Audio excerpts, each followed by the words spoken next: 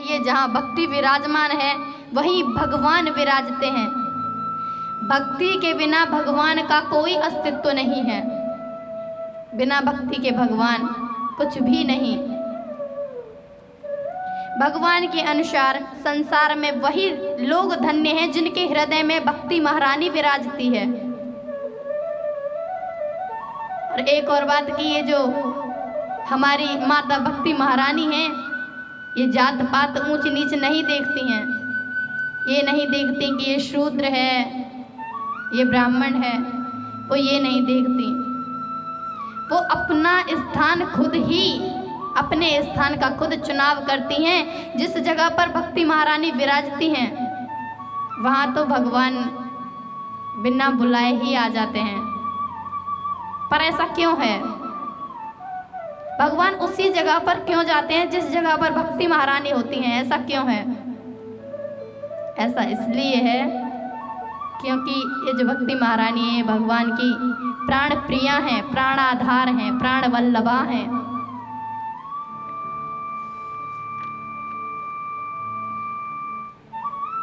नारद जी ने श्रीमद् भागवत कथा में भी कहा है कि भक्ति महारानी तो भगवान की प्राण वल्लभा हैं। जहाँ पर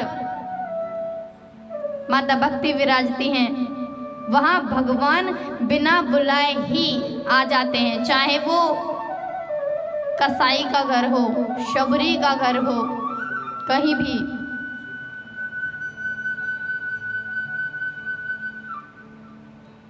भगवान भी ये नहीं देखते कि कौन ऊंच नीच है।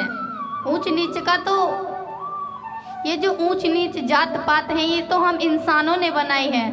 भगवान ने तो केवल मनुष्य बनाया है।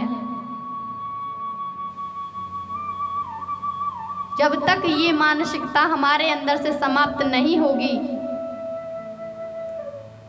तब तक हम कुछ नहीं कर सकते हैं अपने जीवन में।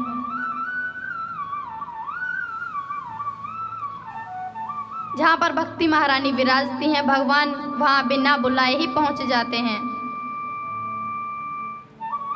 भगवान को बुलाने के लिए किसी ने मिथिला से चिट्ठी भेजी थी क्या? ना कोई चिट्ठी और ना कोई संदेश, लेकिन भगवान वहाँ बिना बुलाए ही पहुँच गए थे। भगवान को बुलाने की ज़रूरत बिल्कुल भी नहीं है। जब तक आपके हृदय में भक्ति नहीं आएगी तब तक भगवान को चाहे आप कितनी भी कोशिश कर लीजिएगा कि भगवान हमें प्राप्त हो जाए, भगवान हमें मिल जाए, परंतु भगवान आपको मिलने वाले हैं नहीं। राम जी को किसी ने बुलाया नहीं था। इनवाइट, आमंत्रित तो विश्वामित्र जी को किया गया था, राम जी को थोड़े ही ना। अपना अवध, साकेत, भूलोक इत्यादि भगवान के धाम हैं। भगवान उन्हें छोड़ करके भक्ति के भवन में जबरदस्ती प्रवेश कर जाते हैं। एक कारण इसका और भी है, कोई सव्यशिष्ट आदमी हर स्थान पर नहीं बैठ सकता है। उसे बैठने के लिए ये देखना होगा कि ये स्थान हमारे लिए सही है या गलत। अरे मनुष्य की बात तो छोड़ो, एक जो कुत्ता भी होता है वो भी ये देखता है कि ये स्थान हमारे लिए सही है या गलत। अगर उस जगह पर ज़्यादा गंदगी पड़ी होगी तो अपनी पूंछ से साफ करके ही बैठेगा। तो भगवान के लिए कौन सा स्थान उचित है ये उनकी प्राण प्रिया से ज़्यादा अधिक कौन जान सकता है। अच्छा, हम जब भगवान का भोग लगाते हैं तो तुलसी के जो जल के छींटे होते हैं वो उसमें डालते हैं, तुलसी डालते हैं। ऐसा क्यों डालते हैं हम? क्योंकि जो तुलसी माता हैं वो भी भगवान की प्रिया हैं। हम लोग तुलसी तुलसी इसलिए डालते हैं कि हम उनसे कहना चाहते हैं कि माता आपसे ज़्यादा तो भगवान का जो स्वाद है, भगवान किस में रुचिकर है, किस में भगवान की रुचि है, आपसे ज़्यादा इसे कोई नहीं जान सकता। इसलिए प्रभु विदेह की वाटिका में प्रवेश करने से पूर्व देख रहे हैं, भगवान देख रहे हैं कि कहीं हमें कोई चारों तरफ से देख तो नहीं रहा है। अच्छा, उसी जगह पर हम होते हैं तो हम क्या देखते हैं कि कहीं हमें कोई देख तो नहीं रहा है कि हमें कोई देख ले और हमारे ऊपर लाठी चार्ज कर दे। लेकिन भगवान क्या देख रहे हैं कि यदि कोई यहाँ पे हो तो हम उसको पूछ लें, कोई माली हो तो हम उसको पूछ करके ही पुष्प तोड़ें, क्योंकि वो मर्यादा पुरुषोत्तम है, मर्यादा को उल्लंघन नहीं करते।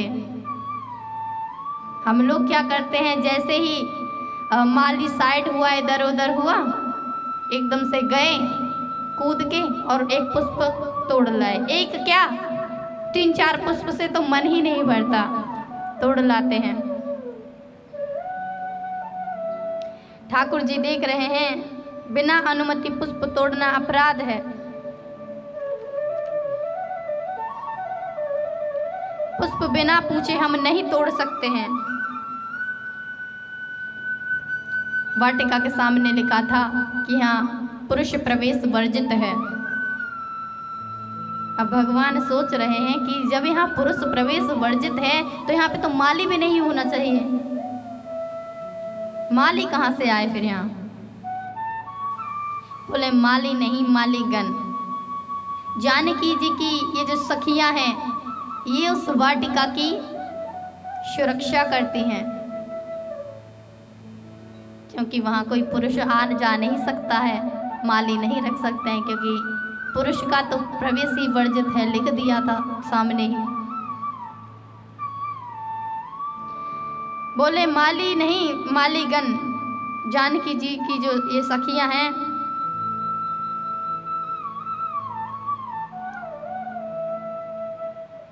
सखियों से ही पूछा कि ये संत का भाव है, पर गोस्वामी जी बड़ा ही सुंदर वर्णन करते हैं। इस प्रसंग को हमारे पूज्य श्री नारायण दास भक्तमाली जी ने लिखा है, जिन्हें जानकी जी अपना भाई मानती हैं। अब वो जानकी जी अपना अगर उन्हें भाई मानती हैं तो इस नाते से तो वो राम जी जो हैं वो बहनोई हुए।